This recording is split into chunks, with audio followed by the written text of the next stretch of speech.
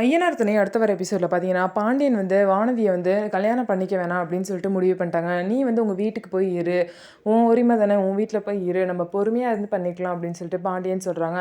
அதை கேட்டு வானதியும் அவங்க வீட்டுக்கு போயிட்டாங்க. இந்த முடிவு வந்து நல்ல முடிவு. பாண்டியன் வந்து ரொம்ப நல்லா யோசிக்கிறாங்க. பாண்டியன் சூப்பர் கேரக்டர்னு சொல்லிட்டு நிலா வந்து பாராட்டி சோழன் கிட்ட சொல்லிட்டு இருக்காங்க. ஆமாம், அவன் வாழ்க்கையை பற்றி யோசிக்காமல் அண்ணனை பற்றி யோசிச்சிருக்கான்ல, ரொம்பவே நல்ல பையங்க பாண்டியன்னு சொல்லிட்டு சோழனும் வந்து பெருமையாக சொல்லிட்டு இருக்காங்க. இன்னொரு சைடு பார்த்தீங்க அப்படின்னா, வானதி வீட்டுக்கு போனதுக்கப்புறம் அவங்களுக்கு எந்த பிரச்சனையும் வரக்கூடாது, அவங்கள யாரும் கொடுமை பண்ணக்கூடாது, அடிக்கக்கூடாது அப்படிங்கிறதுக்காக வீட்டுக்கு போன உடனே போலீஸ்க்கு ஃபோன் பண்ணிட்டாங்க. போலீஸ்க்கு ஃபோன் பண்ணி இந்த மாதிரி எங்கள் அம்மா அப்பா என்னை கொடுமை பண்ணுறாங்க எங்கள் வீட்டில் அப்படின்னு சொல்லிட்டு கம்ப்ளைண்ட் பண்ணிட்டாங்க. கம்ப்ளைண்ட் பண்ணதுக்கப்புறம் போலீஸ் வந்து வீட்டுக்கு வந்து இங்கே யார் வானதின்னு சொல்லிட்டு கூப்பிடுறாங்க.